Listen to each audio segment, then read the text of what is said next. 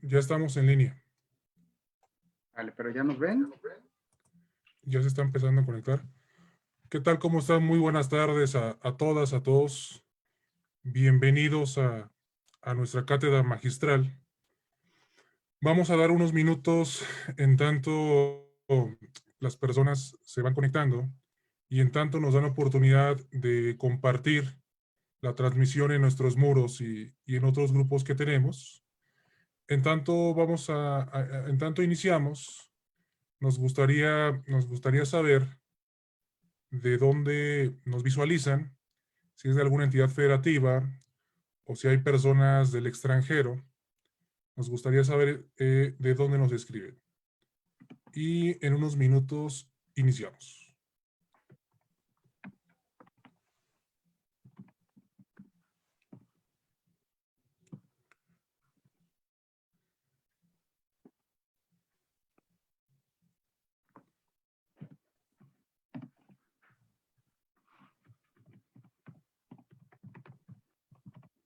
Si gusta, doctor, puede compartir la transmisión del grupo Hablemos de Derecho Procesal Constitucional directamente a su muro.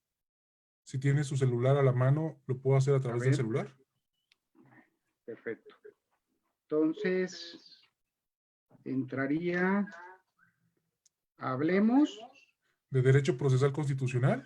Eso es, deja ver, ahí Ya está estoy ya. Y ya ahí está la los transmisión en vivo. los 3 puntos.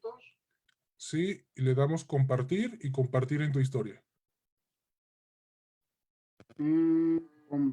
Compartir y compartir ahora, ¿verdad? Sí, en tu historia, sí. Mira, Bien. ya hay una persona que se conectó desde Chilpancingo. Se van a ir conectando poco a poco las demás personas. A ver si ya se está compartiendo también en mi muro, entonces. Sí, ahorita Perfecto. ahorita lo reviso. Sí, creo que ya lo estoy viendo también aquí. Muy bien.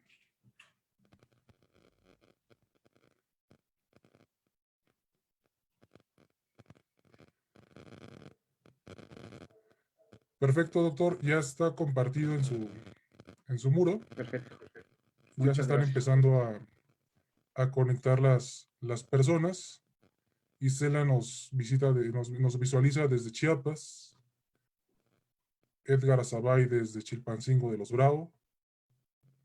Y bueno, vamos a dar unos minutos. En tanto, las demás personas se van incorporando a la transmisión y comenzamos nuestra cátedra magistral.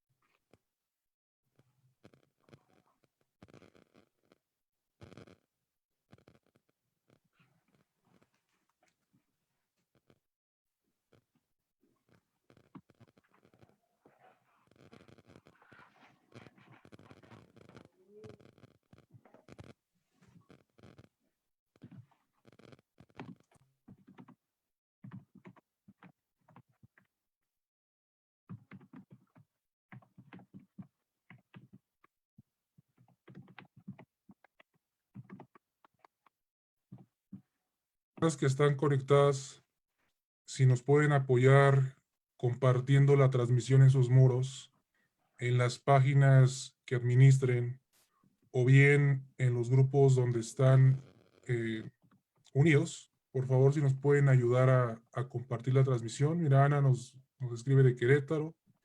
Hay una persona de San Salvador, Villahermosa, Tabasco, Guadalupe Mejía de Querétaro. Damos solamente un minuto más y comenzamos nuestra cátedra magistral.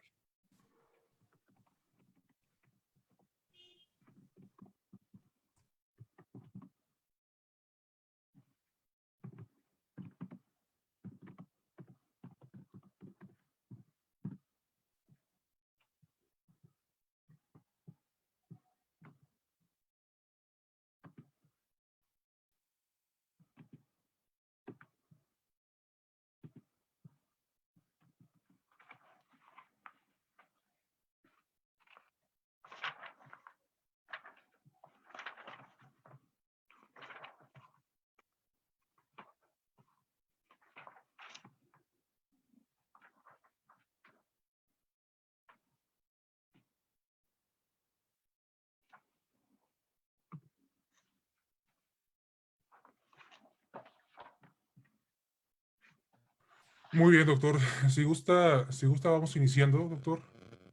Primero, eh, comenzaré de mi parte agradeciendo en un primer momento que el doctor Giovanni Figueroa nos esté acompañando esta tarde para compartir una cátedra magistral que únicamente hubiera sido posible de forma presencial en alguna de las instituciones en las que estamos adscritos y que gracias a la tecnología y que de alguna manera nos hemos abierto a las tecnologías de la información, es que esta tarde tendré el privilegio de compartir la cátedra con él. En un segundo momento, agradecer mucho la presencia de todas y de todos ustedes en unirse a esta charla que es sobre el diálogo entre formantes, doctrinal y jurisprudencial.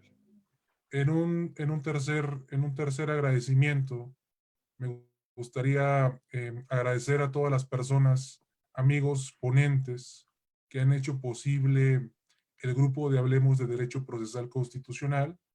Y bueno, después de estos agradecimientos, me gustaría plantearles cuál es la metodología de la cátedra e iniciar de inmediato. Tenemos planeado, por razón metodológica, dividir la sesión en tres partes. En una primera parte va a estar destinada a que el doctor Giovanni Figueroa nos hable sobre las generalidades de derecho comparado y el léxico de la comparación que está presente en esta cátedra. En un segundo momento, yo me voy a referir a el aspecto jurisprudencial de la Suprema Corte de Justicia y finalmente una tercera etapa la vamos a dedicar a responder una serie de preguntas, una serie de inquietudes que en su momento nos hagan llegar a través del grupo. Y bueno, este es de alguna manera la forma en la que hicimos el diseño de esta cátedra magistral. Y antes de darle la palabra al doctor Giovanni Figueroa, me gustaría compartirles quién es el ponente de esta tarde. Me gustaría hacer una breve reseña de su trayectoria profesional y comenzaré diciendo en un primer momento que la formación del doctor Giovanni Figueroa estuvo centrada en un primer momento en sus estudios de licenciatura en la Universidad Autónoma de Nayarit, de donde es orgullosamente originario. El doctor Giovanni es doctor con mención europea por la Universidad Complutense de Madrid, donde estuvo a cargo, por una parte, en su trabajo de investigación, por el doctor Raúl Cano Saucera. También estuvo presente Javier Roca, el doctor Javier Roca, y en un tercer momento hay que destacarlo, que es el alumno mexicano más destacado del doctor Lucho Pegoraro, que es profesor de la Universidad de Bolonia. Además de haber estado en Bolonia, el doctor Giovanni Figueroa realizó una estancia en Perugia, en Italia, durante sus estudios de posgrado.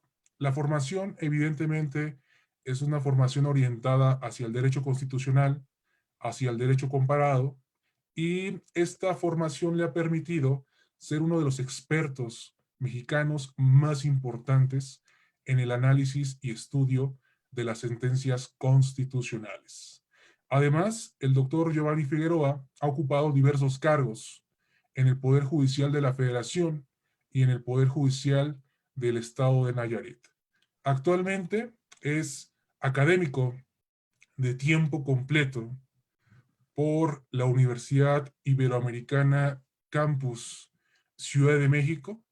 Es investigador nacional nivel 1 por el CONACYT y es un destacado tutor en el posgrado de la UNAM, donde tengo el privilegio de que sea mi tutor principal de los estudios de doctorado.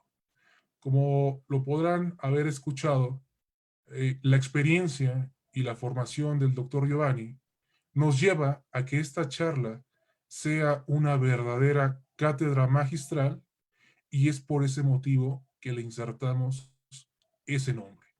Sin mayor preámbulo, voy a deshabilitar mi video, voy a deshabilitar el micrófono y le voy a dar la palabra entonces al doctor Figueroa, a quien nuevamente agradezco la oportunidad de estar esta tarde charlando con él y que también le agradecemos el tiempo que ha destinado no solamente a esta charla, sino a todos sus esfuerzos en el Seminario Virtual de Derecho Procesal Constitucional y en la serie de actividades que hemos estado realizando de forma continua. Doctor Giovanni, le cedo entonces el uso de la palabra. ¿Sí? Adelante. Bueno, pues muy buenas tardes a todos, a todas quienes han tenido la oportunidad y el interés de poderse conectar esta tarde a escuchar algunas cuestiones que les compartiremos el profesor Caballero González y yo. Por lo tanto, pues les doy la bienvenida. Espero que lo que les vamos a compartir sean cuestiones novedosas y que les puedan ayudar en parte de su formación académica, sobre todo haciendo hincapié en que los abogados, los licenciados en Derecho del siglo que estamos actualmente, pues no solamente seamos abogados, que veamos el ordenamiento jurídico mexicano, sino que los abogados del siglo XXI tenemos que ver hacia otros horizontes, es decir, utilizar, como insisto, casi en cada charla que imparto, utilizar uno de los niveles de la comparación jurídica que implica conocer el derecho foráneo con la finalidad principal de mejorar y de comprender mejor el derecho interno. Muchísimas gracias por seguir esta charla del profesor Caballero y mía en vivo.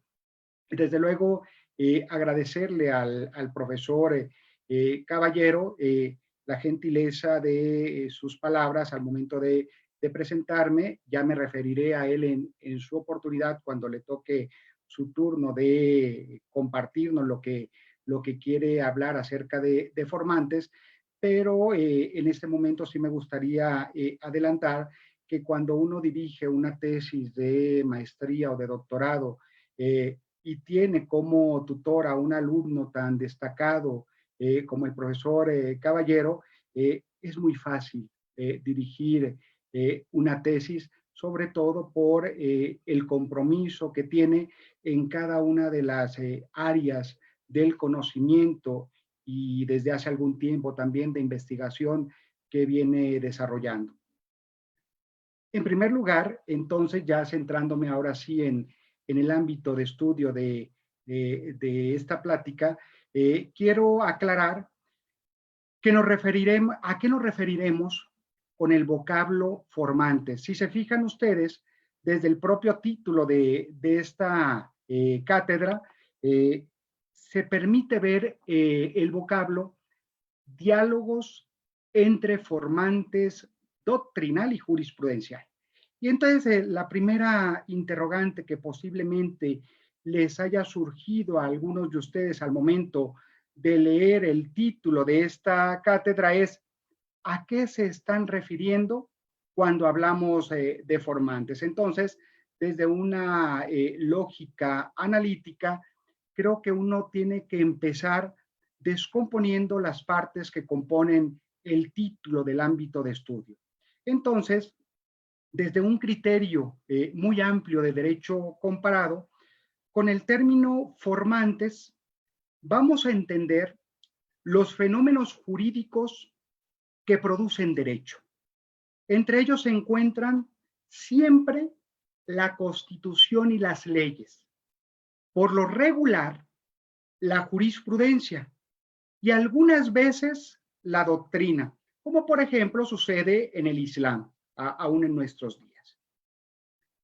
Dentro de este marco de los formantes, varios investigadores hemos estudiado desde hace ya, quiero también decirlo, algún tiempo, el uso del derecho comparado en la jurisprudencia, en la legislación, en los procesos constituyentes y en los debates de reformas constitucionales, solo por poner algunos ejemplos.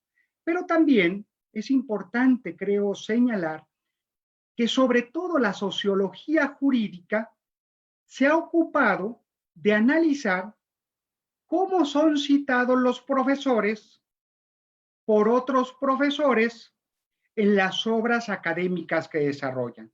Entonces, podemos encontrar estudios en los que se analiza cómo los legisladores de un país influyen en lo que hacen los legisladores de otros países. Por ejemplo, cuando imitan algunas figuras jurídicas que están funcionando muy bien en otras latitudes. Así sucedió, recordarán ustedes, cuando otros países, tanto latinoamericanos como europeos, trasplantaron nuestro juicio de amparo en sus legislaciones, es verdad que con diferentes nombres, e incluso al momento de traducir lo que nosotros conocemos como juicio de amparo y sus diversas modalidades, al incorporar, al limitar esa figura jurídica que muy bien ha venido funcionando en México, pues deciden incorporarlo en sus sistemas jurídicos con pequeños matices e incluso con algunos cambios terminológicos.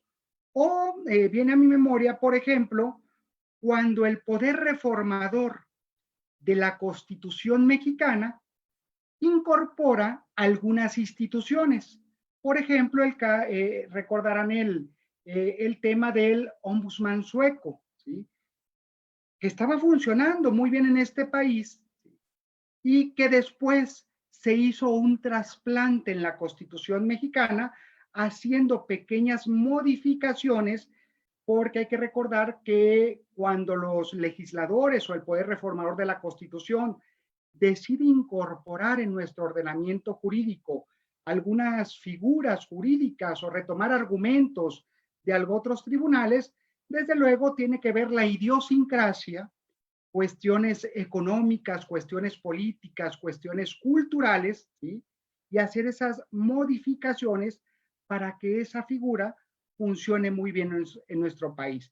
Y esto dio como resultado, ¿sí?, que se configurara en México con ciertas peculiaridades ese ombudsman sueco en manos de lo que conocemos como Comisión Nacional de Derechos Humanos.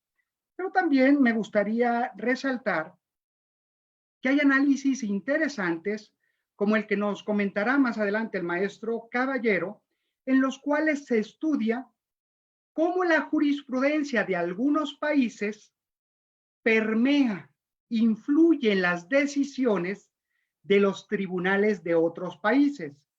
Pero también es posible encontrar en el panorama comparativo interesantísimos estudios dedicados a escudriñar las relaciones que se dan entre cortes y legisladores, esto es, la manera en la cual los tribunales citan la obra del legislador y cómo los legisladores, al discutir la configuración de una ley, hacen alusiones también a determinadas sentencias. O desde otro punto de vista que también creo que es importante retomar, hay que evidenciar cómo los legisladores citan argumentos de la academia.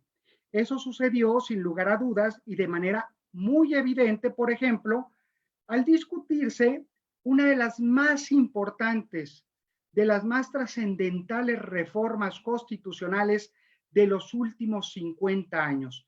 Me refiero a esa reforma en materia de amparo y derechos humanos de junio de 2011. Si nosotros vemos el diálogo que se dio al interior del Congreso de la Unión, es posible ubicar que como argumentos de esa reforma constitucional se incorporaron algunas opiniones que venían sosteniendo desde hace bastante tiempo algunos connotados académicos como el profesor Fitzamauriu, por mencionar algunos. Y así podríamos poner algunos ejemplos más de cómo tanto los legisladores locales como el Congreso de la Unión o como el poder reformador de la Constitución mexicana, para tratar de darle mayor fuerza a los argumentos que introducen cuando se va a discutir una reforma constitucional, es posible ubicar grandes y elocuentes discursos dados por la academia, quiero decir, jurídica y no jurídica, también es posible encontrarla.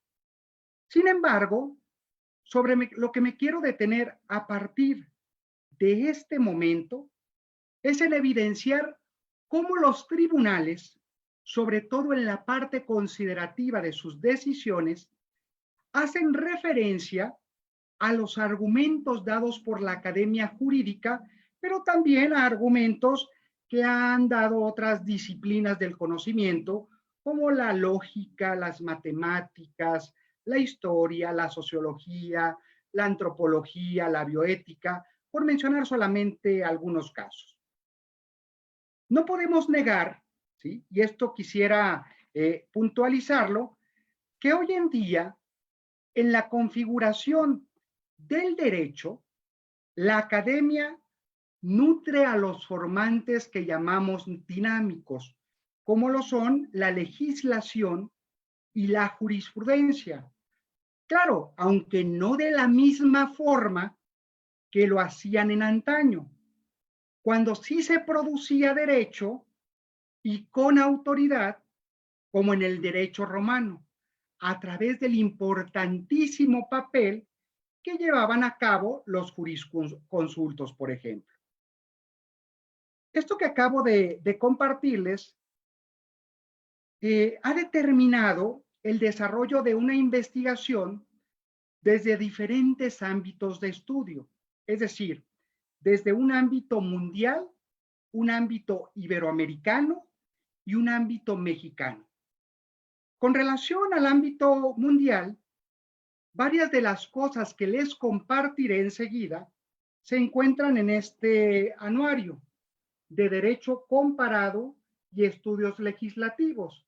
Este anuario fue publicado en Italia como parte de una amplia investigación en la cual decenas de profesores de diversas universidades a lo largo de varios años analizamos las sentencias de los tribunales constitucionales y las Cortes Supremas de casi 30 países de África, de Asia, de Europa y de América, con la intención de ubicar los argumentos académicos en los pronunciamientos, en las decisiones que emiten los tribunales, cortes, las salas constitucionales, las Cortes Supremas, las Supremas Cortes, los tribunales supremos, es decir, los mayores intérpretes de la Constitución en cada uno de los países.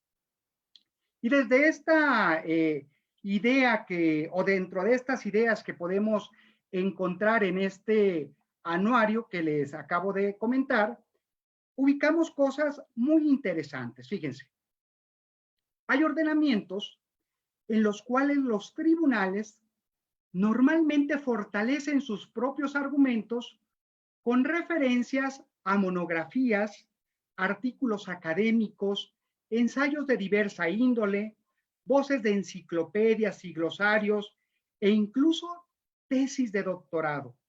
Ese es el caso, por ejemplo, en países como Canadá y Suiza. Pero también ubicamos una cuestión de la mayor relevancia, que hay sistemas en los que citar doctrina en las sentencias se considera inútil para la labor de los jueces.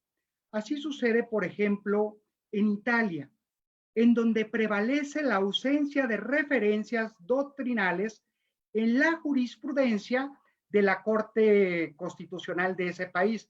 Pero esto no solamente es así con relación al mayor intérprete de la Constitución italiana, sino también hacen lo propio, es decir, desconocen la utilización de la academia en sus argumentos, por ejemplo, el Tribunal de Casación, y otros tribunales de cierre de las diferentes regiones italianas. Y esto sucede así en el país trasalpino por una prohibición que hay en la ley. Es decir, hay normativa en este país que desmotiva a los jueces constitucionales a fortalecer sus decisiones basándose en argumentos de la academia. Aunque también quiero aclarar que esa prohibición ha sido magistralmente eludida, quitando el nombre de los autores y señalando en las sentencias que el punto de vista discutido era defendido por una parte de la academia.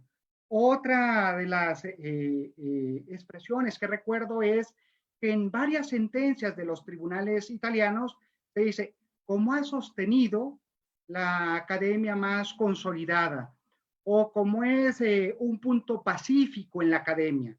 Estos vocablos son los que suelen utilizar los tribunales italianos, entre ellos la Corte Constitucional de ese país, para no poner el nombre ni los datos de identificación del artículo o del libro consultado. Entonces creo que esto ha sido una forma de eludir esa prohibición normativa. Y esto también permite que los especialistas, al momento de que leen en las sentencias este tipo de frases, pues desde luego que saben muy bien a quién o a quiénes se está haciendo referencia en esa sentencia. Otro país que quisiera traer a esta plática es el de Francia, Bélgica o España, en donde sin que haya una disposición normativa que limite el uso de la academia, los jueces se rehúsan a aludir en las sentencias a los académicos, ¿sí?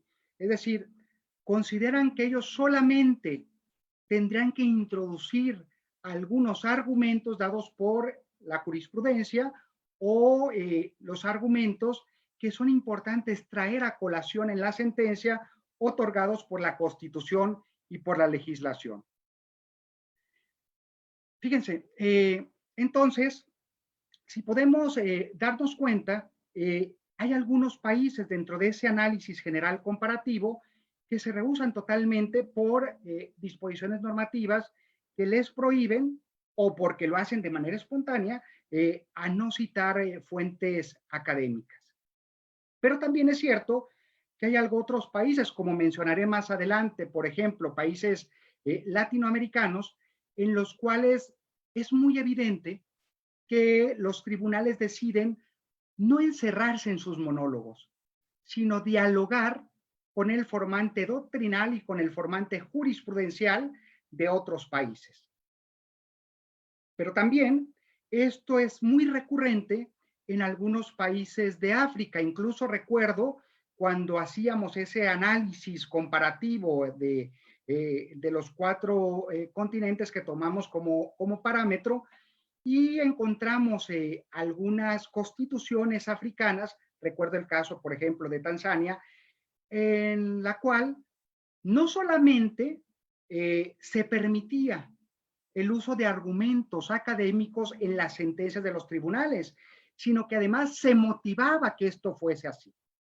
Refiriéndome ahora al ámbito de estudio iberoamericano, que pueden encontrar en este otro libro, parece que en esta tarde estoy de promotor de estas publicaciones, pero no es la intención, créanmelo, sino solamente que si les interesa alguna de las cosas que estoy comentando, pues pudiesen profundizar en su estudio. Entonces, en este libro, publicado por el Centro de Estudios Constitucionales de la Suprema Corte de Justicia Mexicana, analizamos las sentencias de 11 tribunales y cortes supremas de Iberoamérica. Fue una obra colectiva coordinada por el profesor Lucho Pegoraro y yo, cuyo título es Profesores y Jueces, influjos de la doctrina en la jurisprudencia constitucional de Iberoamérica. Les quiero compartir algunos datos interesantes de cómo en esos 11 tribunales, en mayor o menor medida ha permeado, ha influido la doctrina jurídica o no jurídica en el momento de que los magistrados constitucionales emiten cualquier tipo de pronunciamientos. Y resalto solamente algunos ámbitos relevantes de ese análisis comparativo. Por ejemplo, fíjense, nos sorprendió que en el caso del tribunal brasileño no se cite a autores latinoamericanos. Es decir, encierra su diálogo el tribunal brasileño con autores sobre todo europeos, ¿sí? Y cita mucho a los autores portugueses, posiblemente la razón es porque tienen una misma lengua madre. Entonces, pero latinoamericanos no hay citados en las sentencias, por lo menos en las sentencias que analizamos de ese tribunal. Pero sucede lo mismo a la inversa. El análisis que realizamos con los demás tribunales y cortes constitucionales latinoamericanos, es posible ubicar que estos tribunales tampoco dialogan, tampoco citan a los académicos brasileños. Ese es un dato que nos llamó mucho la atención. Con respecto a Colombia, hay algo interesante también, fíjense. Los magistrados de la Corte Constitucional colombiana utilizan mucho algo que decidimos denominar la autocitación. Es decir, un magistrado que es el que le ha correspondido ser el ponente de la sentencia, el que hace la propuesta de sentencia a sus pares dentro de la Corte, es posible ver a nota al pie de página que autocita alguno de sus artículos o algunas de sus monografías. O también, algo que nos llamó mucho la atención por parte de la Corte Constitucional colombiana, es que se utiliza la cositación. Parecería, o por lo menos eso, esa impresión daría, que un magistrado constitucional se pone de acuerdo con otro magistrado constitucional, con otro de sus colegas, y les dice, en esta sentencia, voy a citar alguno de tus libros o alguno de tus artículos. Entonces, podemos ver citado el argumento y todos los datos de identificación de la obra consultada de otro de los magistrados de esa Corte Constitucional. Y es posible ubicar en unas sentencias posteriores que el magistrado que fue citado anteriormente, ahora entiendo como un afán de gratitud, cita en esa sentencia a la cual le tocó ser magistrado ponente a su compañero que lo citó previamente. Eso también creo que es algo interesante, aunque soy muy sincero, no estoy de ninguna manera de acuerdo con esta forma de dialogar con el formante doctrinal. Y también algo que llama mucho la atención de las sentencias emitidas por la Corte Constitucional colombiana, que para muchos es el mejor tribunal constitucional, por lo menos del área latinoamericana, es que es posible ubicar en esas sentencias, en algunas ocasiones, cerca de 200 notas al pie de página, la mayoría de ellas con alusiones a artículos o incluso a glosarios y enciclopedias. Esto creo que tampoco es adecuado, porque sí se tiene que mantener un equilibrio. Creo que no es adecuado fusilarse, si me permiten ese término, las ideas de la academia, ¿sí?, como parte de deuda intelectual hacia el autor consultado. Lo que tiene que hacer ese tribunal es por lo menos mencionar el nombre del autor. Ya si lo decide así, pues también poder mencionar los datos de identificación de la obra consultada. ¿Para qué? Para los que leamos las sentencias podamos ir a confrontar si realmente el argumento introducido en la sentencia es aquel que dijo el académico correspondiente. Pues esto no lo toma en cuenta la Corte Constitucional colombiana.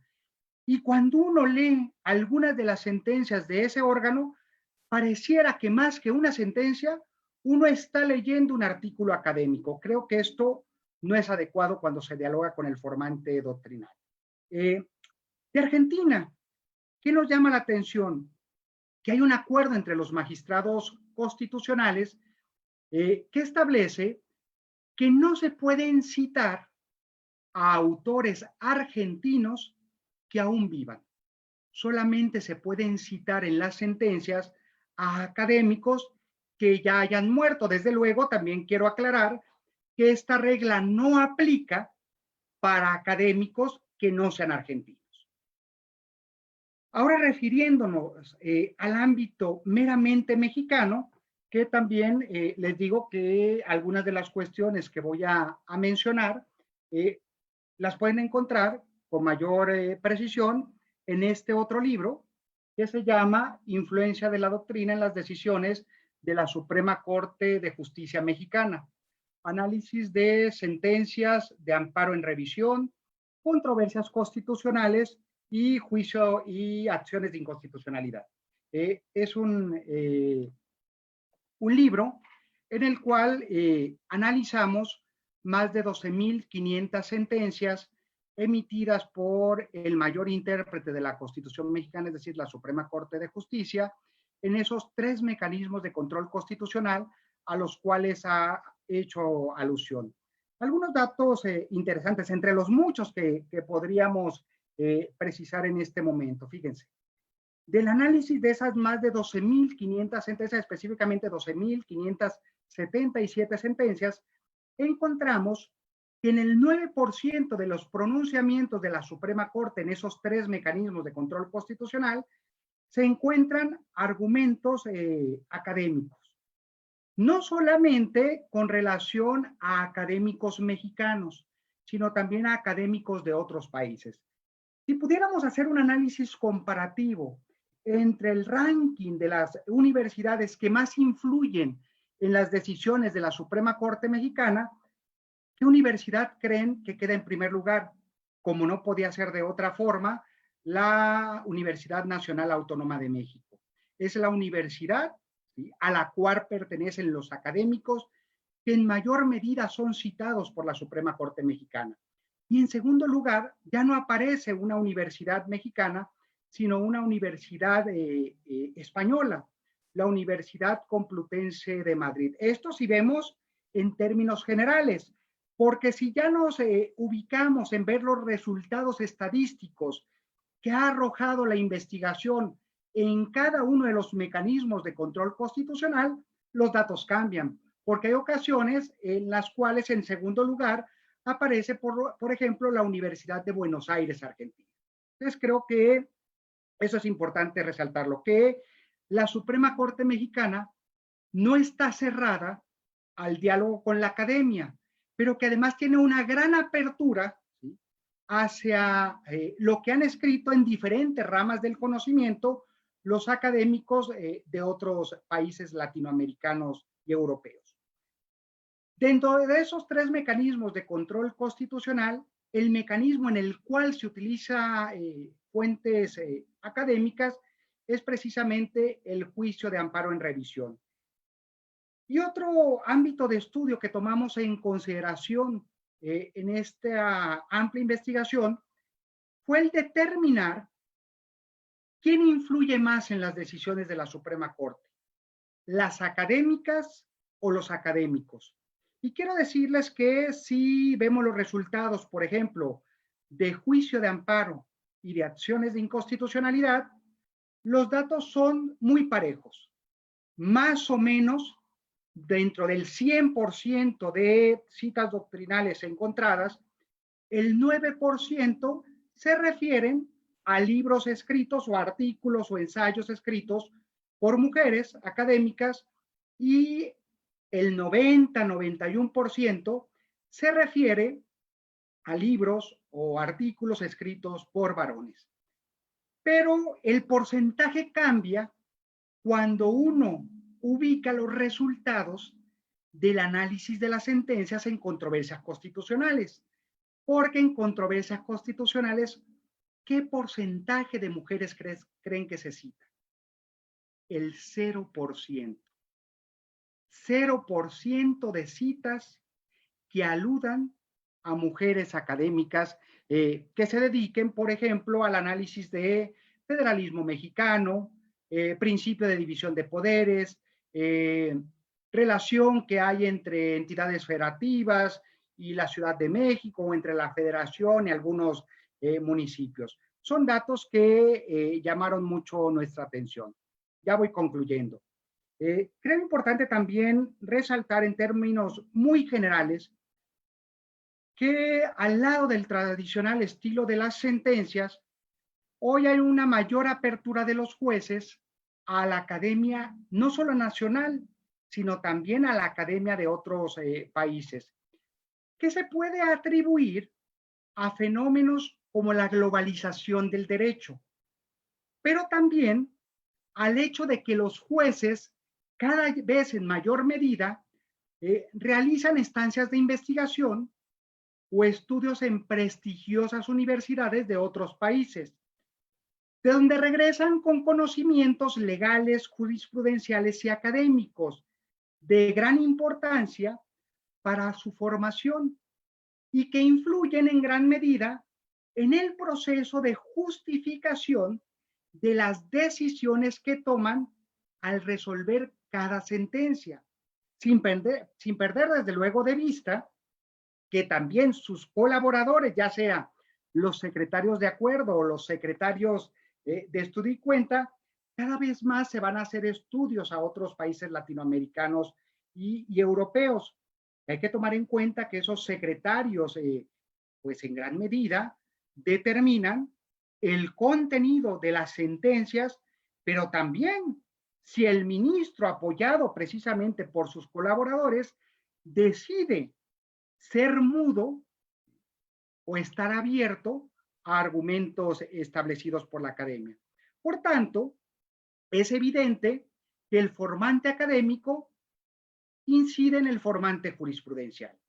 Y en nuestros días no hay un divorcio tal entre academia y formantes dinámicos, pues los profesores normalmente producimos obras en las que ilustramos al derecho diseñado por el legislador o por los tribunales. También intentamos contribuir o construir más bien los sistemas ofreciendo interpretaciones o visiones generales que pueden generar, hay que remarcar esto, que pueden generar, ¿sí? Y que pueden tener en cuenta o no qué dicen los legisladores y los jueces. Pero en muchas ocasiones también participamos en la configuración del derecho, insertando nuestros argumentos en el debate jurídico vigente a través de los escritos, ¿sí?, que realizamos o a través de ponencias o de conferencias que impartimos. Y en ocasiones, hay que decirlo también, uniformamos leyes, sentencias y desde luego argumentos doctrinales. Me gustaría, casi para ir concluyendo, llamar la atención en que para comprender mejor cómo funciona y se aplica el derecho, es indispensable que los académicos no nos quedemos solo con un análisis teórico, sino que realicemos trabajo empírico. En este caso, en este tipo de análisis al que me he hecho alusión en esta charla, el que implica la revisión de miles de sentencias en los diversos mecanismos de control constitucional, como juicio de amparo, controversias constitucionales, acciones de inconstitucionalidad, y en los mecanismos de control constitucional que cada tribunal o corte constitucional tiene la competencia de resolver. Para concluir, me gustaría precisar que gran parte de esta cátedra la he desarrollado teniendo en cuenta uno de los fines principales del derecho comparado, que es la clasificación en base a similitudes y diferencias. En este caso, la clasificación de las sentencias que son permeables al argumento doctrinal. Y recordando las relaciones también, y ahora sí para concluir, las relaciones sobre todo de tipo académico, y cuando realizamos algunos escritos en coautoría con nuestros maestros, es decir, quiero llamar la atención a esas relaciones que se dan entre maestros y discípulos, y la gratitud y reconocimiento que debería siempre conservarse a quienes nos han formado. Y desde este punto de vista, viene a mi memoria recordar una frase que en varias ocasiones le he escuchado a mi profesor Lucho Pegoraro, que a su vez lo escuchó de uno de sus maestros, que decía que en este mundo todo se puede clasificar menos el amor, porque es único e irrepetible. Muchísimas gracias por su atención y quedo atento a las dudas o a los comentarios que pudieran hacerme en la tercera parte de esta dinámica de cátedra magistral. Muchas gracias. Y a continuación, no sé si esté por ahí el maestro Edgar. Sí me gustaría entonces darle la palabra al maestro Caballero. Pensé que ya te habías ido un momento, Edgar, pero qué bueno que ya te veo por aquí. Quiero compartirles pues una brevísima reseña curricular del maestro Caballero, quien es el licenciado, maestro, y muy pronto, esperemos que este año, ya que en su caso es una simple formalidad, adquirir el grado de doctorado por la UNAM.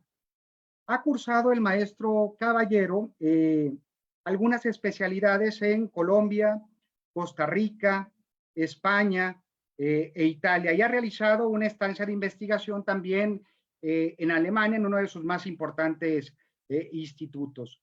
Es docente de los posgrados del Centro Carbonell, también es académico de la maestría en Derechos Humanos de la Universidad Iberoamericana Ciudad de México y en el Instituto de la Judicatura Federal. Es tutor CONACYT en los posgrados de la UNAM y de la Universidad Michoacana de San Nicolás de Hidalgo. Es autor y coautor de 36 libros y también es dictaminador de revistas y libros y de editoriales tanto nacionales como de otros países. Finalmente, me gustaría resaltar que es coordinador editorial de la Revista Iberoamericana de Derecho Procesal Constitucional y miembro de los Institutos Mexicano e Iberoamericano de Derecho Procesal Constitucional. Si me lo permites, Edgar, al lado de esta síntesis de tu amplia trayectoria académica y profesional, sí quisiera resaltar que el profesor Caballero González es uno de los académicos mexicanos que de mejor manera sabe sistematizar jurisprudencia, no solamente de los tribunales mexicanos, incluida, claro está, la Suprema Corte de Justicia de la Nación, sino que en los últimos tiempos se ha dedicado también a crear método para el análisis de las sentencias de la Corte Interamericana de Derechos Humanos, del Tribunal Europeo de Derechos Humanos, y no tengo el dato cierto, Edgar, pero no dudo que ya lo estés haciendo o que lo vayas a hacer muy pronto, también sistematizar las sentencias de la Corte Africana de Derechos Humanos y de los Pueblos. Entonces, estamos en presencia de un académico con una formación sólida y que está aportando mucho no solamente a las nuevas generaciones, sino que se ha convertido, sin lugar a dudas, en una pujante, como parte más bien de una pujante generación de especialistas en sentencias y en derecho procesal constitucional, así como en diferentes métodos y técnicas del trabajo jurídico. Pues te cedo el uso de la palabra, Edgar.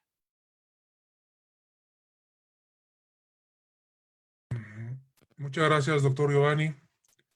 ¿Me apoya poniendo en silencio su micrófono, por favor? Listo. Muchas gracias, doctor. Bueno, pues de nueva cuenta mi agradecimiento a todas y todos ustedes por estar esta tarde en esta cátedra magistral. Muchas gracias por la generosidad de las palabras del doctor Figueroa. Y bueno, El doctor Figueroa centró su charla en la forma en la que los jueces constitucionales utilizan la doctrina en sus sentencias. Con esto agotó parte de la cátedra, que es el diálogo entre el formante doctrinal. A mí me corresponde entonces hablar sobre la forma en la que los tribunales constitucionales, y en algún momento haré referencia a nuestro Tribunal Constitucional Mexicano, utiliza las sentencias de otros tribunales constitucionales y regionales en sus sentencias. Para lograr ese propósito, he dividido mi intervención en 5 partes. La primera parte estará destinada a la construcción conceptual de lo que se entiende por diálogo jurisprudencial. En un segundo momento, haré referencia a la circulación de formantes. En un tercer momento, voy a identificar las cualidades de este diálogo y los tipos de diálogo que pueden existir.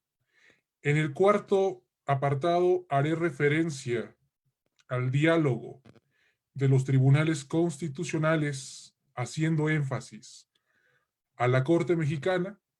Y finalmente, el quinto apartado será un apartado de análisis y de perspectiva de esta circulación del diálogo. Así, con estos 5 apartados, es la forma en la cual, desde la metodología, realicé el esquema de mi intervención. Voy a iniciar con la primera parte, que es nuestra construcción conceptual. ¿A qué nos referimos cuando hacemos alusión al diálogo jurisprudencial?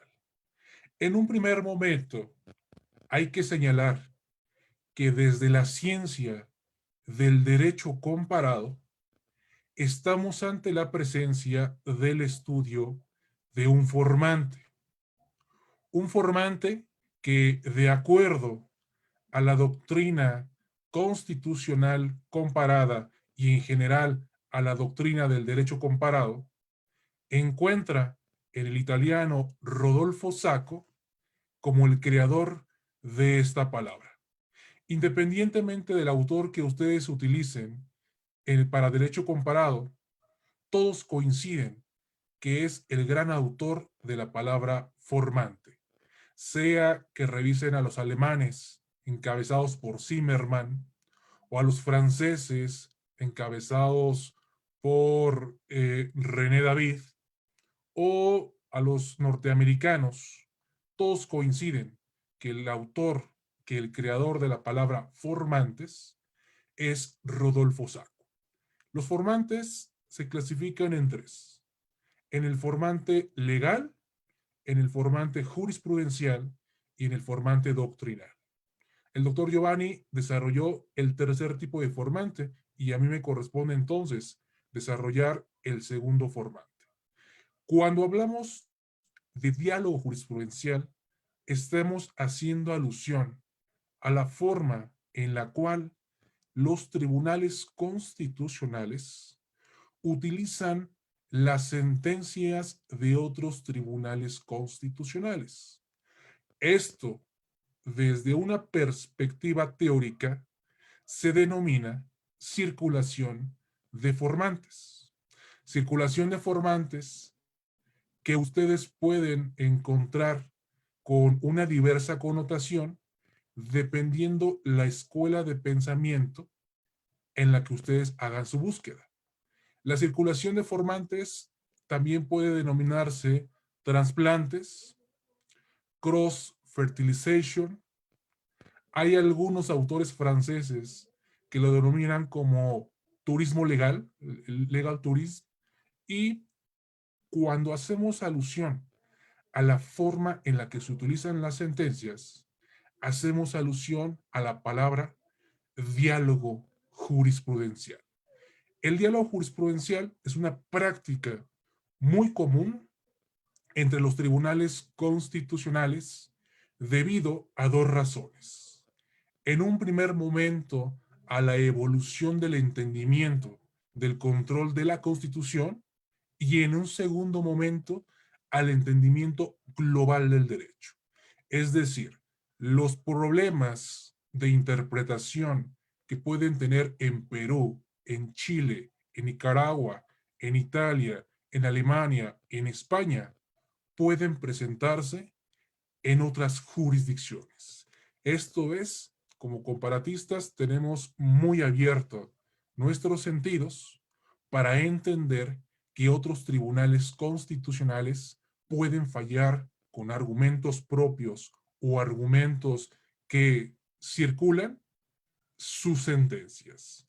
Esto nos lleva entonces a definir en una segunda etapa que cuando hablamos de diálogo jurisprudencial desde la ciencia del derecho comparado, estamos haciendo alusión a la circulación del formante jurisprudencial. Ahora, seguimos utilizando el léxico de la comparación y de acuerdo a la palabra clasificación, hay que de alguna manera determinar, de acuerdo a elementos próximos o elementos distantes, qué tipo de diálogo jurisprudencial se puede presentar y de qué forma lo hacen los tribunales constitucionales. Así, la clasificación del diálogo jurisprudencial tiene tres categorías.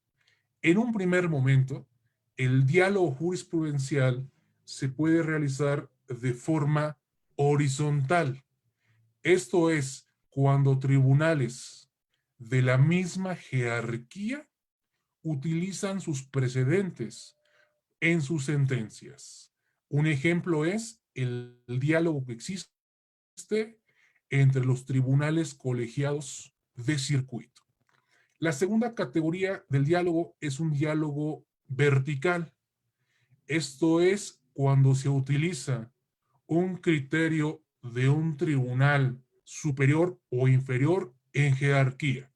Aquí tenemos como ejemplo cuando un tribunal colegiado, un juzgado de distrito o las propias salas de la corte utilizan una jurisprudencia, utilizan una sentencia del pleno de la corte, o si el diálogo va de abajo hacia arriba, cuando las salas o el pleno utilizan las tesis de tribunales colegiados de circuito o de plenos de circuito. Y el diálogo más interesante es el de la tercera categoría, el diálogo transversal. Esto significa que no existe una posición jerárquica ni horizontal ni vertical. Esto es que el diálogo se produce entre tribunales de diferentes jurisdicciones. Aquí encontramos, por ejemplo, el diálogo que ejerce la Corte Interamericana con el Tribunal Europeo de Derechos Humanos, la Corte Mexicana con el Tribunal Federal Constitucional Alemán, el Tribunal Europeo con la Corte Africana de Derechos Humanos. Es el diálogo que como comparatistas encontramos más interesante, este diálogo transversal. Ahora, me acerco entonces a la cuarta parte de mi charla para hablar del diálogo jurisprudencial de los tribunales constitucionales y voy a hacer alusión al diálogo de la Suprema Corte de Justicia.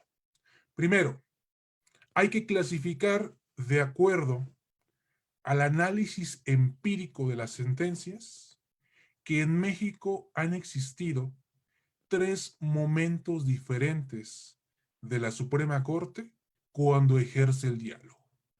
Existe de 1995 al 2003 una etapa pionera. Una etapa pionera que se caracteriza por el uso de sentencias de otros tribunales por parte de secretarias y de secretarios valientes, genuinos y creativos, que en su gran mayoría eran secretarias y secretarios que daban clases en las universidades nacionales y en algunas universidades extranjeras. El segundo momento del diálogo de la Corte va del 2003 al 2011, que es propiamente la etapa más productiva del diálogo a partir del ingreso de un ministro a la Corte. Me refiero, por supuesto, al ministro académico por excelencia de nuestro Tribunal Constitucional, al ministro José Ramón Cosío Díaz. Al ingreso del ministro José Ramón Cosío Díaz en la Corte, la metodología de las sentencias se revolucionó en la Suprema Corte de Justicia.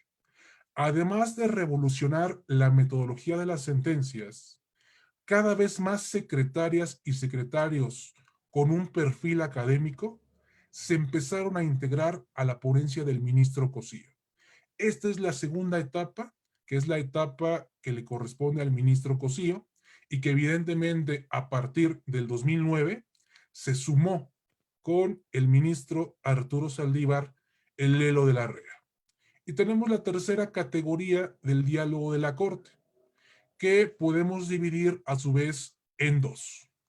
Un diálogo jurisprudencial genuino, cuando la Corte utiliza sentencias de otros tribunales constitucionales y de las cortes regionales que no sea la interamericana, y un diálogo jurisprudencial que más que un ejercicio genuino es el cumplimiento de una obligación por parte de la Corte.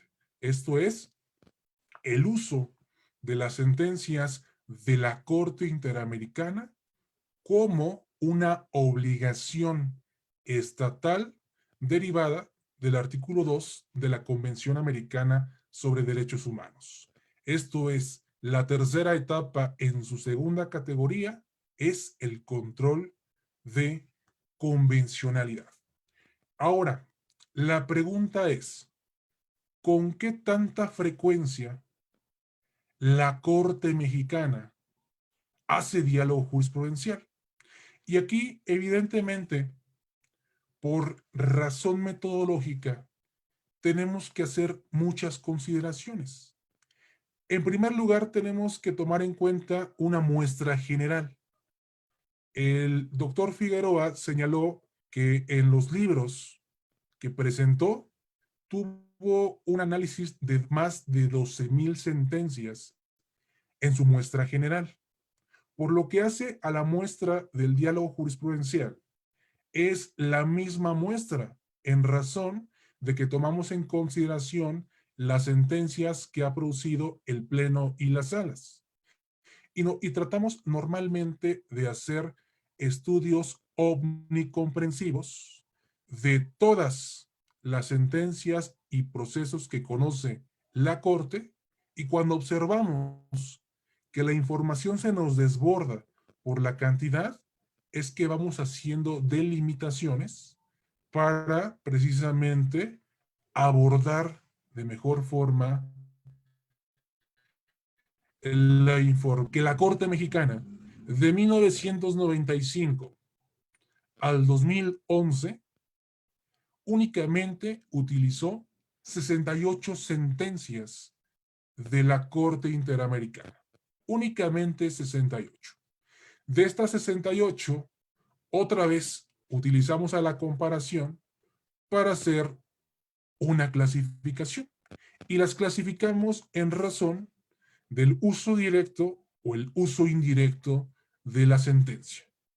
Hablamos de uso directo cuando los jueces constitucionales en sus sentencias utilizan directamente la sentencia o el formante jurisprudencial en sus considerandos para construir un argumento.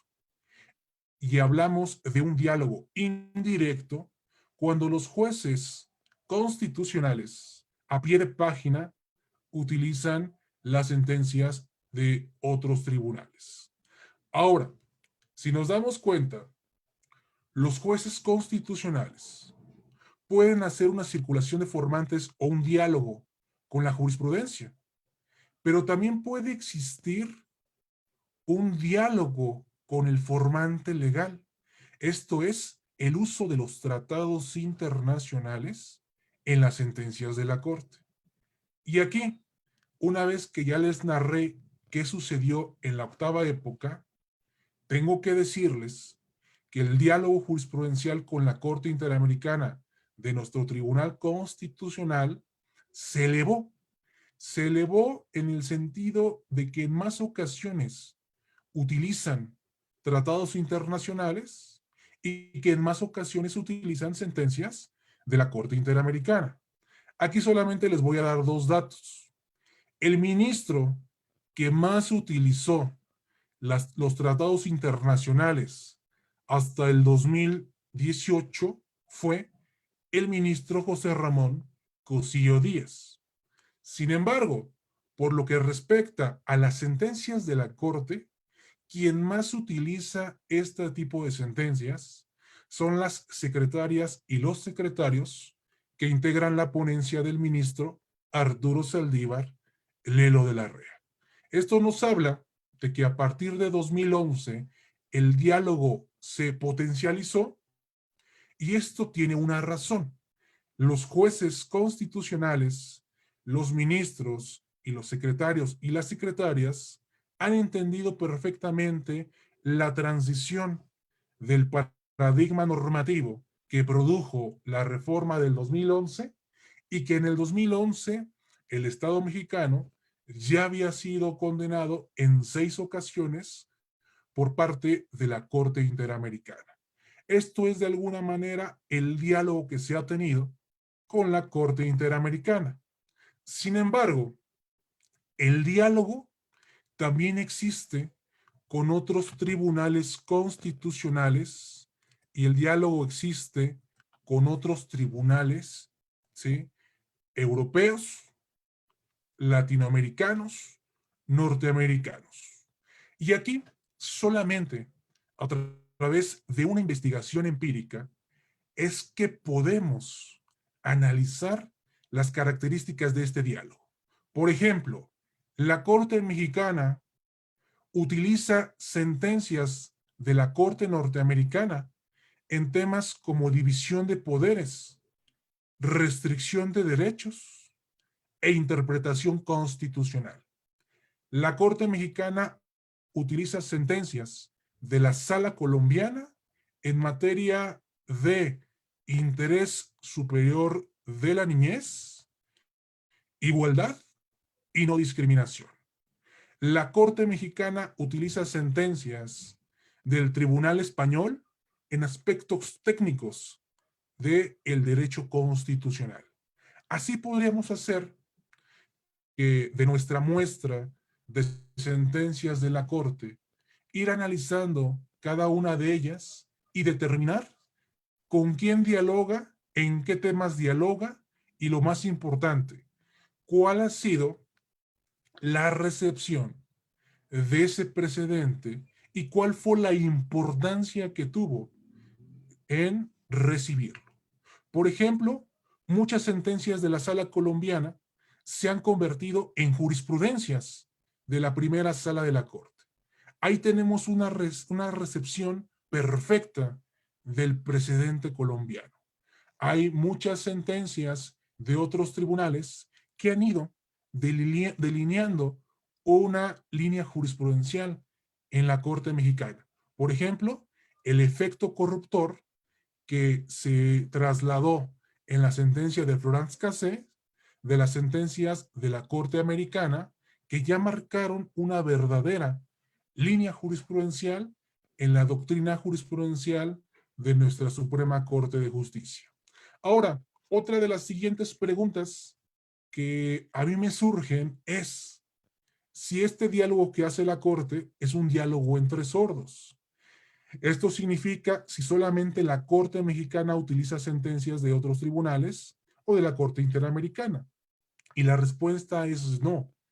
Es una circulación dinámica, es una circulación constante, en la que, por ejemplo, en sentencias como Artavia Murillo contra Costa Rica, la Corte Interamericana construyó el libre desarrollo de la personalidad con la sentencia que proyectó Laura García Velasco.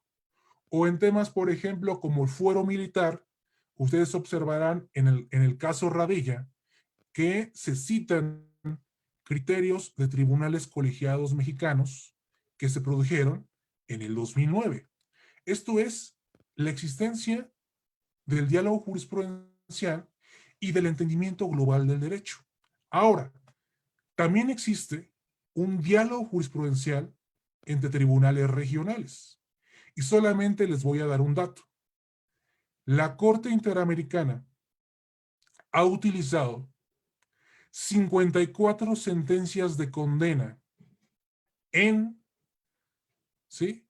54 sentencias de condena del Tribunal Europeo a Italia en sus sentencias.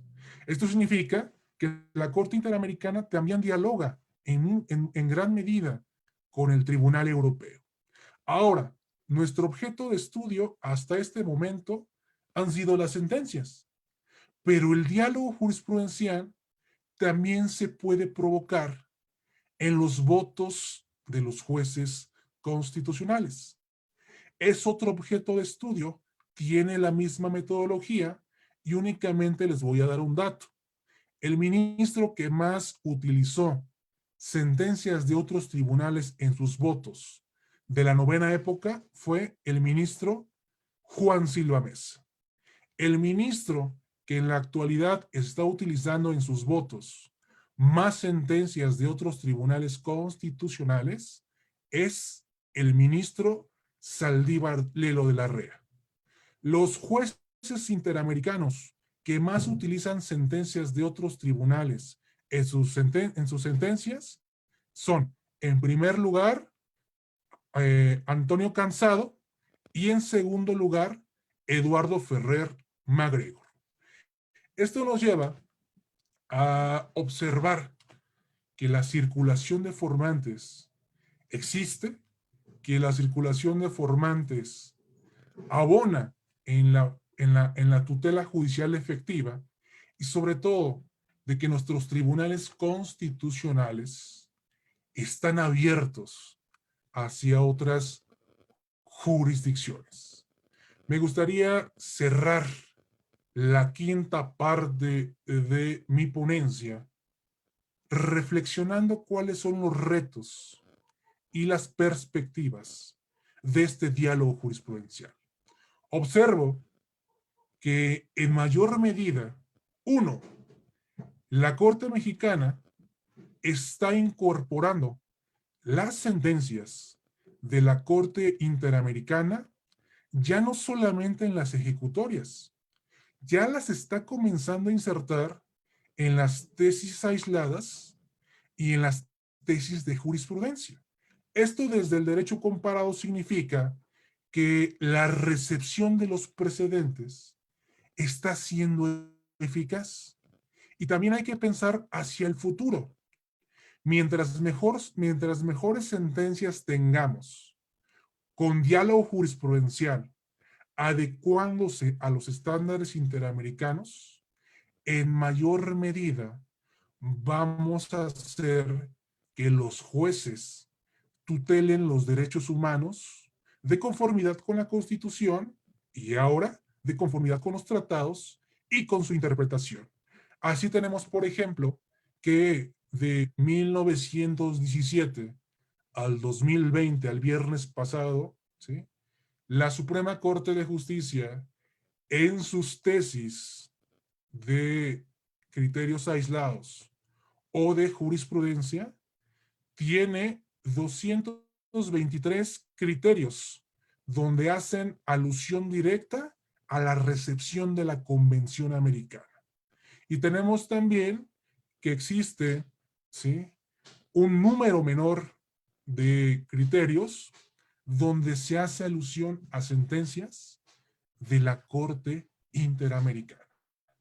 Esto me lleva a pensar que en México nuestra Corte está construyendo una serie de caminos y que se está cumpliendo uno de los anhelos teóricos que tenemos en la actualidad, un derecho común constitucional en la región, en el cual los tribunales peruanos reciben los criterios de los tribunales mexicanos, donde la Corte Argentina tiene una gran influencia en materia penal con la primera sala, y me gustaría cerrar con una segunda perspectiva que he advertido.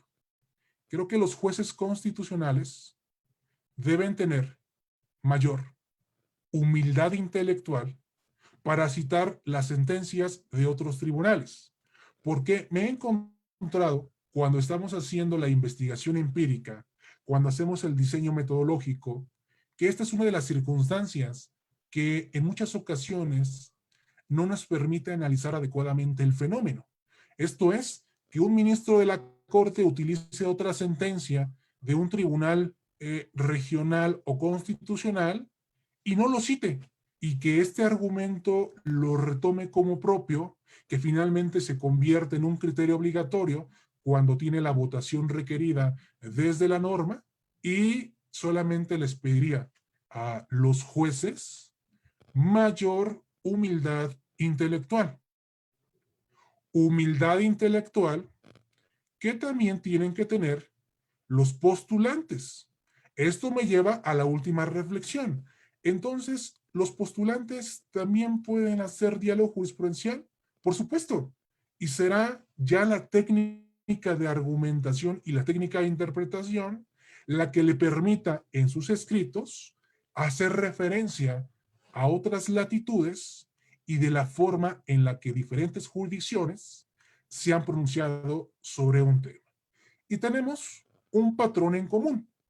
Los derechos humanos en la región se están convirtiendo en un factor principal, y si ustedes observan simplemente su Facebook, podrán darse cuenta que en Perú, que en Chile, que en Argentina, que en Nicaragua, que en Venezuela, constantemente se ofrecen cursos en materia de proporcionalidad y de ponderación, y que de alguna manera los jueces están abiertos no solamente a la doctrina extranjera, sino que están también abiertos a el análisis de cómo otros tribunales resuelven problemas con similitudes. Esto es, de alguna manera, mi conclusión sobre la circulación del formante jurisprudencial. Y bueno, decía Giovanni que no es nuestro propósito anunciar libros. En mi caso, sí es mi propósito anunciar este libro que se llama El diálogo jurisprudencial de la Suprema Corte de Justicia, en el cual realicé un análisis de 20 años de sentencias de la Corte Mexicana, y es un estudio omnicomprensivo con un soporte empírico en el cual hago el análisis de 20 años de cómo nuestra Suprema Corte ha dialogado, ha circulado los formantes de otros tribunales constitucionales y otros tribunales regionales. Es mi conclusión. Agradezco muchísimo la oportunidad de charlar con ustedes esta tarde sobre la circulación del formante jurisprudencial. Me esforcé mucho para el diseño de esta clase, y que verdaderamente pudiera estar a la altura del doctor Figueroa y denominar a este ejercicio una cátedra magistral. Muchísimas gracias a todas, a todos, y damos entonces comienzo a la tercera etapa de nuestra sesión, en la cual vamos a seguir la siguiente lógica. Yo voy a estar revisando sus comentarios, sus preguntas, y voy a hacer alusión si el doctor Giovanni las quiere contestar, y si le parece al doctor Figueroa, al final del espacio, que utilizamos unos 2 o 3 minutos cada quien para una reflexión final. Y bueno, mi agradecimiento de nueva cuenta a todas y todos ustedes. Es un gusto que como investigadores nos podamos abrir hacia más personas, porque evidentemente nuestras cátedras siempre están muy restringidas a las instituciones a las que estamos adscritos, a las conferencias que constantemente damos.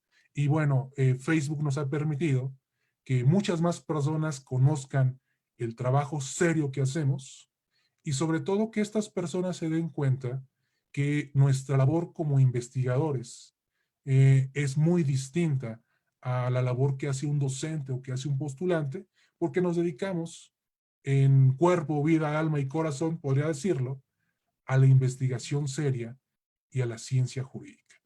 Voy a leer entonces, si tienen alguna pregunta. Bueno, estoy observando que son felicitaciones. Dice Guillermo García, una pregunta que no genere honorarios. Adelante, Guillermo. Dice Mario Alberto González, ¿por qué sería negativo que los tribunales, cual fuere su rango, abusaran del formante doctrinal? A ver, esta pregunta es para Giovanni y la voy a hacer un poquito más despacio. ¿Por qué sería negativo que los tribunales, cual fuere su rango, abusaran del formante doctrinal al citar en demasía a académicos en sus sentencias de tal manera que parecieren artículos de investigación? Esta primera pregunta es para el doctor Giovanni y le cedo la palabra.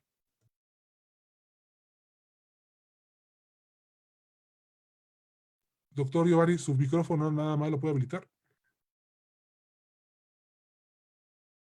Ahí está. Listo, ¿verdad? Vale. Bueno, pues pues agradezco a quien hace este planteamiento que, si entiendo, va sobre todo encaminado a que dé algún argumento de por qué considero que es negativo que los tribunales abusen de argumentos dados por la academia. Si esto es así, me centro en algunos razonamientos. Fíjate, considero que si es negativo tanto que los tribunales no dialoguen con el formante académico, como que lo hagan en demasía. Y sobre todo por lo siguiente, porque los jueces, los tribunales, si bien es cierto que dialoguen con los autores de disciplinas jurídicas y no jurídicas, tampoco hay que tampoco hay que perder de vista que esos tribunales, sobre todo en nuestra área occidental, por ejemplo, deben basar sus razonamientos en lo que establece la normativa y la jurisprudencia, y solo fortalecer sus decisiones con algunas alusiones a argumentos académicos, pero no a decenas y decenas de ellos, como mencionaba el caso de la Corte colombiana. Y sobre todo tienen que ser muy cuidadosos los tribunales al momento de decidir si incluyen argumentos académicos, qué tipo de argumentos académicos. Estoy convencido que lo que se tendría que incluir es la doctrina más consolidada en el ámbito de estudio específico. Y más criticable es todavía el hecho de que se pueden encontrar varias sentencias con alusiones a fuentes académicas que no tienen nada que ver con el tema central del asunto que debe de resolver ese tribunal.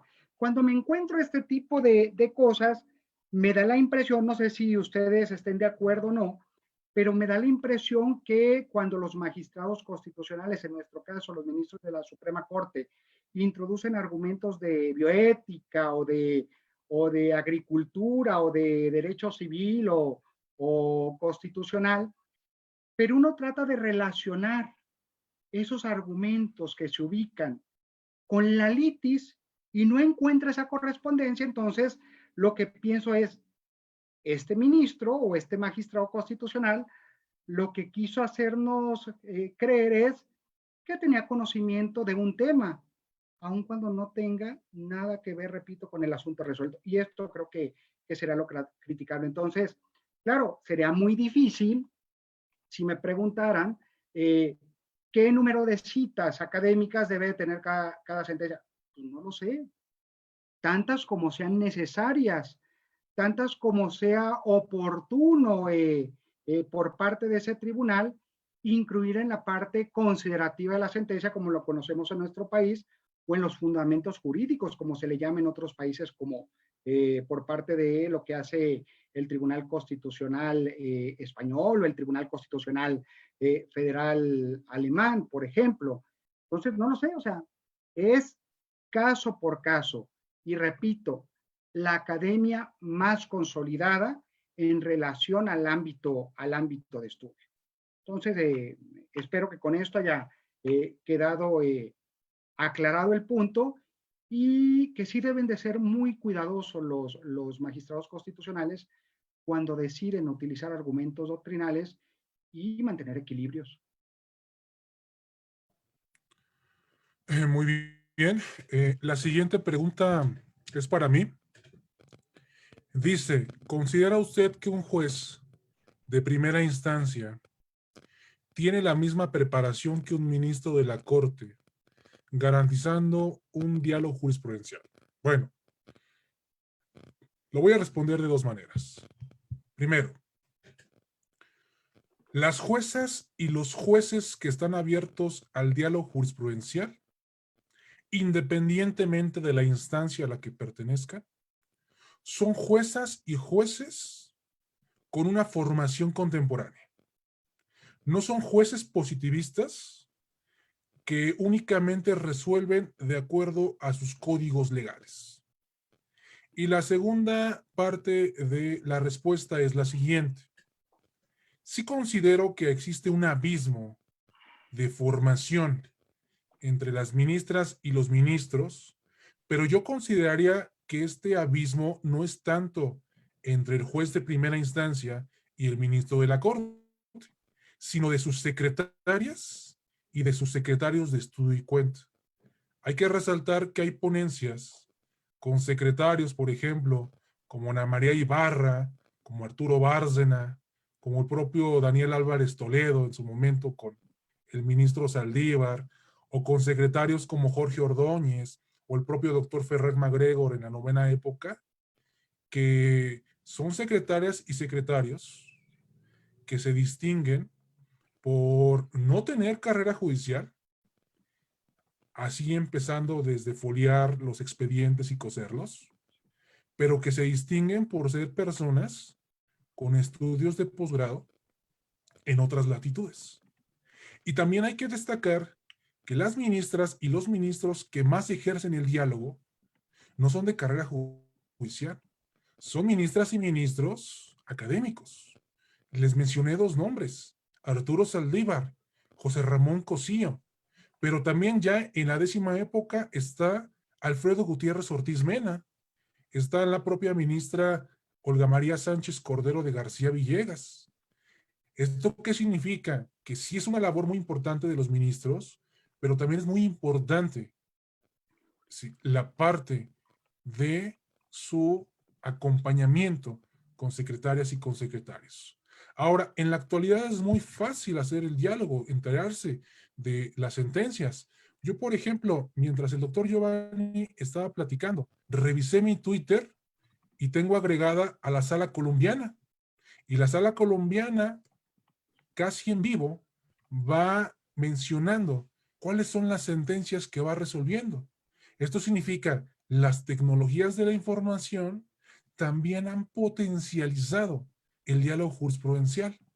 Entonces, esto no es que se trate de un abismo formativo, que sí lo es, hay que decirlo con todas sus letras. La brecha es impresionante en la cuestión formativa, y esto se debe a que los ministros y las ministras conocen de cuestiones propiamente constitucionales.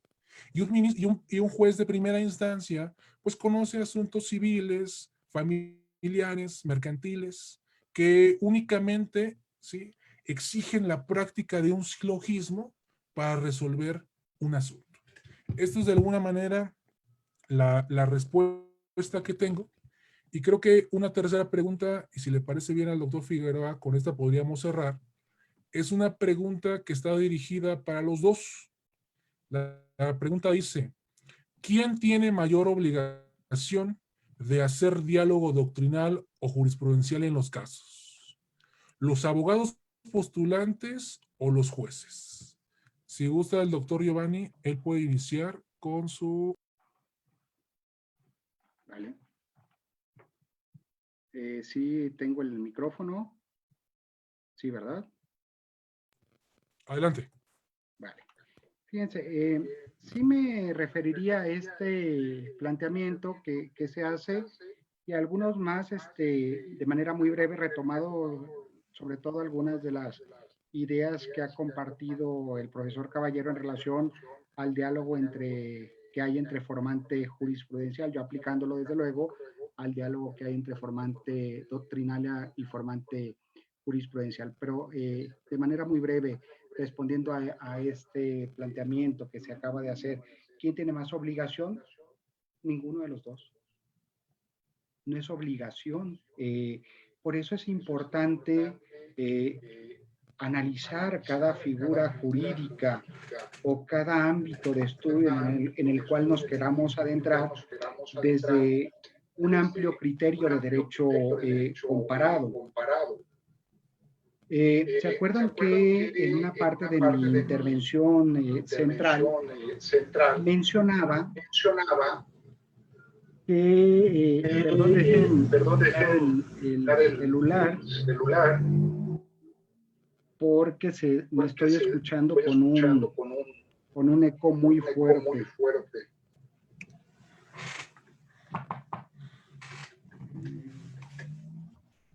Bueno, entonces les decía que recordarán ustedes que les mencionaba que en otras latitudes, sobre todo en países africanos e incluso en los países que siguen el Islam, sí se presentaba como una obligación, porque la academia era una fuente importante de influencia del propio ordenamiento jurídico. Pero hay que recordar que en el sistema mexicano no están obligados ni los abogados, ni mucho menos los jueces a utilizar argumentos académicos. Cada juez, cada magistrado, cada ministro de la Suprema Corte decide si utiliza razonamientos dados por la academia y además decides la forma en la que lo hace. Si lo hace como algunos tribunales en el mismo cuerpo de la sentencia, al final del párrafo, abrir un paréntesis y poner los datos de identificación del libro consultado, si lo hace a nota al pie de página o si lo hace como otros tribunales, que es necesario irnos al final de la sentencia para poder ver cuál es el autor o la autora consultada. Pero no hay una obligación y creo que es importante que esto no deje de ser así. Esto no implica, desde luego, que el formante doctrinal deje de aplicarse o deje de seguirse por parte de los jueces. Si me lo permiten, creo que esto pudiera o pudiese ser más claro con las siguientes palabras. Imaginemos que la sentencia es la ensalada. ¿Qué no le podría faltar a la ensalada? Pues a lo mejor dirán algunos de ustedes, de acuerdo a las preferencias de cada quien, pues no le puede faltar la lechuga, el pepino y no le puede faltar tampoco el maíz y pollo. Bueno, pues a lo mejor eso es lo importante para un juez y lo importante para un juez siempre debería de ser argumentar, fundamentar sus decisiones, ¿sí?, en base en lo que dice el ordenamiento jurídico, ya sea la Constitución, la legislación secundaria, los tratados internacionales, la jurisprudencia nacional, la jurisprudencia de la Corte Interamericana de Derechos Humanos, por poner algunos ejemplos. Pero para que esa ensalada sea más rica, entonces lo que le da el sabor, ¿sí?, lo que la convierte en deliciosa esa ensalada, pues sería el aderezo. Y a lo mejor para algunos comensales, el aderezo que le gusta es a la carbonara, el aderezo que le gusta es solamente aceite de oliva, o el aderezo que le gusta es mostaza, o no, qué sé yo. Eso sería el formante académico, algo que va a venir a fortalecer la decisión, ¿sí? Que va a venirse a adherir, que se va a adherir, ¿sí? A aquellos requisitos que no le pueden faltar a una sentencia y a los que me acabo de hacer, a los que acabo de hacer referencia. Entonces, sobre todo, si tomamos en cuenta cómo se fortalece, cómo se legitima materialmente hablando un tribunal cualquiera que sea, pues a través de buenas sentencias. ¿Y cómo podríamos ubicar una buena sentencia si convence a lo mejor a las partes que formaron parte, perdone por el pleonasmo, del asunto que se está resolviendo?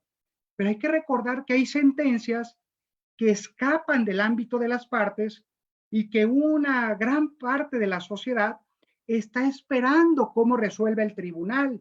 Pues entonces esas sentencias que vayan bien fortalecidas con normativa, con jurisprudencia y aderezada la sentencia con argumentos académicos, pues seguramente va a permear en mayor medida, va a verificarse por parte de la sociedad que se trata de una buena sentencia. Entonces, eso quisiera resaltarlo, pero repito, no es obligación, ¿sí?, que se citen argumentos doctrinales y sobre todo si atendemos a algunos criterios de la propia Suprema Corte Mexicana. Recuerdo uno de ellos que establecía, lo leí hace algún tiempo, y establecía palabras más, palabras menos, que los jueces mexicanos tienen que emitir sus sentencias apoyándose en fuentes normativas y jurisprudenciales. Y que si bien lo que la Corte en esta tesis llama fuentes de la cultura pueden venir a apoyar al que va a emitir la sentencia, ¿sí? Lo pueden hacer, desde luego, ¿sí?, pero que no pueden emitir su resolución apoyándose únicamente en fuentes académicas. Por lo tanto, habrá total libertad en nuestro sistema de que tanto los abogados como los jueces mexicanos decidan no utilizar fuentes doctrinales. Cierro. Fíjense, motivado sobre todo por algo que se ha repetido hasta la saciedad, en parte por el profesor Caballero y en parte por algunas de las interrogantes que le formularon. Él resaltaba algo, y creo que esto es lo interesante cuando uno analiza un similar número de sentencias, pero con ámbitos de estudio diferentes. Si bien al profesor Caballero su ámbito de interés era ver cómo estaba permeando la jurisprudencia de otros países, tribunales y cortes constitucionales o incluso tribunales regionales en la sentencia de la Suprema Corte, mi ámbito de interés es cómo influye la doctrina en las sentencias de la Suprema Corte. Él decía, bueno, es que sí es importante, espero no estar poniendo palabras en tu boca que no hayas dicho, profesor Caballero, pero él decía, del análisis que él realizó, queda claro que ministros como Cosío Díaz son aquellos que están más permeables a dialogar con el formante jurisprudencial de otros países. En cambio, quiero darles un dato en relación a los resultados que arrojó la investigación sobre diálogo entre formante doctrinal y formante jurisprudencial. Fíjense, al inicio de cuando no se había analizado ni una sola de las más de 12.500 sentencias, yo partía de la hipótesis de que a más grado de estudios de un ministro o de un magistrado constitucional, iba a ser más proclive a dialogar con el formante académico. Cosa que no fue así después de que terminamos el análisis de todas esas sentencias, y solamente les doy unos datos. Fíjense, por ejemplo, en la integración anterior a la vigente, que es lo que comprendió el ámbito de estudio, el ministro que más fuentes doctrinales utilizó en juicio de amparo en revisión fue el ministro Aguirre Anguiano. En segundo lugar, la ministra Luna Ramos. En tercer lugar, Ortiz Mayagoitia. En cuarto lugar, la ministra Olga Sánchez Cordero. En quinto lugar, Góngora Pimentel. En el lugar número 6 aparece Díaz Romero, y hasta en el lugar número 7, el ministro Cosío, en el 8, Gudiño Pelayo, y así me podría ir. Si se fijan, dentro de las 10 primeras posiciones con relación a juicio de amparo en revisión, José aparece en número 7 y Saldívar no aparece en las 10 primeras posiciones. Pero los datos cambian si nos vamos, por ejemplo, a los resultados de el diálogo doctrinal y jurisprudencial en controversias constitucionales. En primer lugar, ¿quién cree que aparece? Olga Sánchez Cordero. En segundo lugar, Díaz Romero.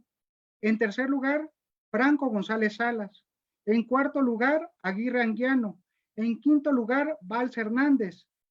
Si se fijan, en ninguna parte aparece el ministro Cosío, que es uno de los ministros, creo que más consolidados, no solo en el ámbito de la Suprema Corte y de la importantísima labor que desarrolló en el Tribunal Constitucional Mexicano, sino también en el ámbito académico, pero no dialoga en mayor proporción que aquellos ministros que tienen licenciatura o maestría como grado de estudios.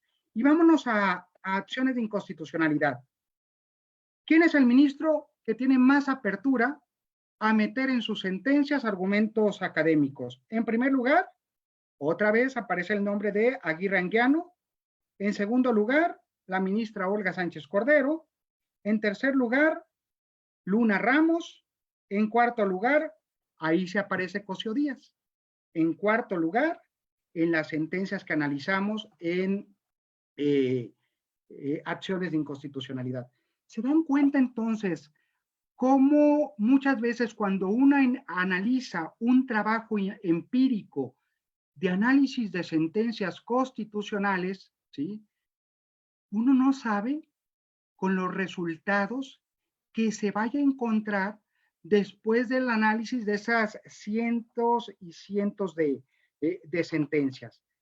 Y finalmente, yo creo que con esto casi terminaría mi comentario, si me lo permite el profesor Caballero. Quisiera también resaltar un dato más que creo que es interesante.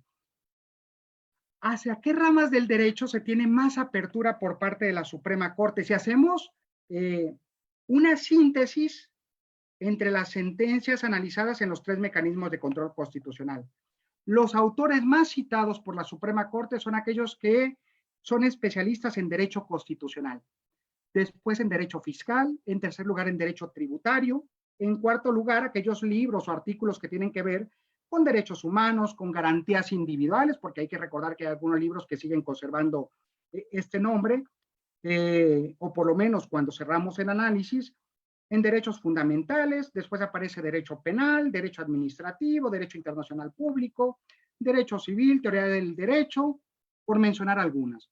Pero hay que tomar en cuenta que los ministros de la Suprema Corte en muchas ocasiones también dialogan con académicos que no tienen nada que ver con ramas jurídicas, sino de otros ámbitos del conocimiento. Quiero imaginar cuando tienen que resolver una sentencia, como lo hicieron en su momento, que tiene que determinar si se penaliza el aborto o no, o cuestiones como matrimonio igualitario, o fecundación in vitro, o declarar la constitucionalidad o la inconstitucionalidad de la ley de pesca. Pues tienen que tener apertura para consultar a académicos que sean especialistas en esos ámbitos de conocimiento.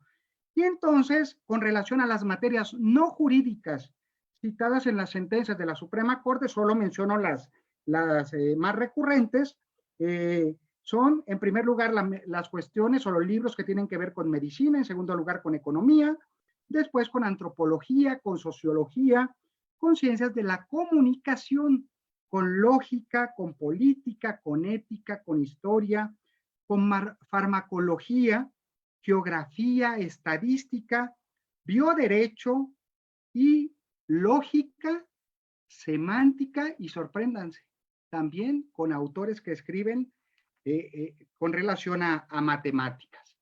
Espero, y con esto ahora sí cierro, muy sinceramente, que esta charla les haya sido de utilidad, sobre todo para quienes estén interesados en verificar la influencia que tiene la academia en la jurisprudencia constitucional y la importancia de que los tribunales dialoguen con los autores que desarrollan trabajos en el ámbito jurídico y no jurídico. Claro, acaben o no citando a esos autores consultados en la sentencia. Lo lógico sería que lo hicieran, repito, como parte de deuda intelectual hacia ese autor consultado. Y por último, esto que les he compartido a través de algunos resultados de la investigación de diálogo entre formante doctrinal y diálogo jurisprudencial desde el ámbito mundial, el ámbito iberoamericano y el ámbito mexicano, lo que he pretendido con esto que les he compartido es por lo menos poner una piedra que sirva de punto de partida para nuevas investigaciones que tomen en consideración otros muchos enfoques de los que se les puedan ocurrir del fenómeno estudiado a lo largo de las páginas de estos 3 libros que dijera el profesor Caballero.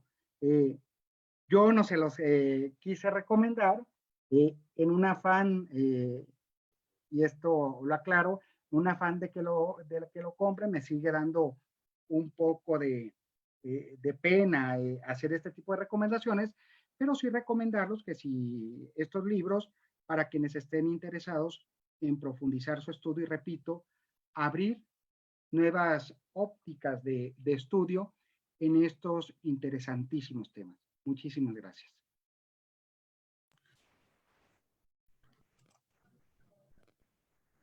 Bien, pues ya dio contestación el doctor Giovanni. Por lo que a mí respecta, voy a ser muy breve. Coincido en que ni los postulantes ni los jueces tienen la obligación de citar doctrina o sentencias de otros tribunales. Pero por lo que hace a las sentencias de la Corte Interamericana, sí están obligados. Sí están obligados también a capacitarse, sean legisladores, sean postulantes, sean jueces.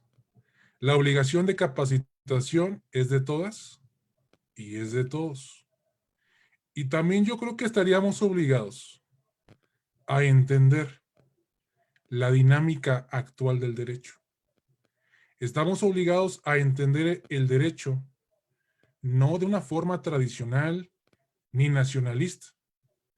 Estamos obligados a entender que el derecho se ha transformado en el siglo XXI y que de alguna manera todos aquellos aportes del siglo XX quedaron ahí. Y en palabras de Ferrajoli, todas y todos tenemos el derecho a vivir a nuestra norma fundamental y a vivir a nuestras leyes de acuerdo a nuestro tiempo y de acuerdo a el paradigma que estamos viviendo. Primero existe una apertura hacia los tratados internacionales y en segundo lugar, si lo quieren ver así, si utilizan sentencias de otros tribunales, a lo mejor sea mera vanidad, pero desde un punto de vista metodológico, abona en la construcción de criterios, abona en la construcción de precedentes, que estemos abiertas y abiertos a muchos más, ¿sí?, criterios de los tribunales. Esta sería de alguna manera mi respuesta y decirles que las portadas de los libros que hemos estado utilizando las voy a subir al grupo. Voy a subir los links por si alguien los quiere adquirir. El libro de profesores y jueces los adquieren en las casas de la cultura jurídica de la Corte y en su gran mayoría la producción editorial del doctor Figueroa la pueden comprar en línea en Porrúa con envío gratuito y mi libro de diálogo jurisprudencial también está publicado en la prestigiosa Biblioteca Pública de Derecho Procesal Constitucional, que dirige Eduardo Ferrer MacGregor. Es el número 149.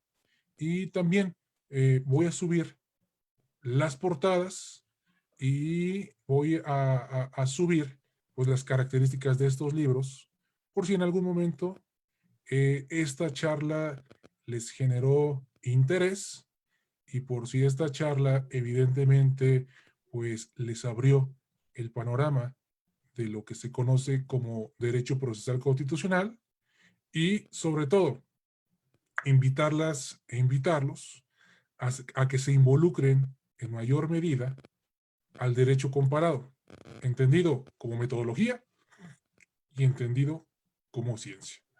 No me queda más que agradecer el tiempo y la paciencia a cada uno de ustedes y le cedo la palabra al doctor Figueroa por si se quiere despedir de la transmisión. Adelante, doctor. Bueno, pues nada más decirles que muchísimas gracias por habernos seguido, por sus preguntas y quedamos atentos a través de nuestros correos o a través de algunas plataformas que estamos utilizando para compartir con ustedes algunos videos que consideramos del mayor interés. Muchas gracias y nos vemos muy pronto.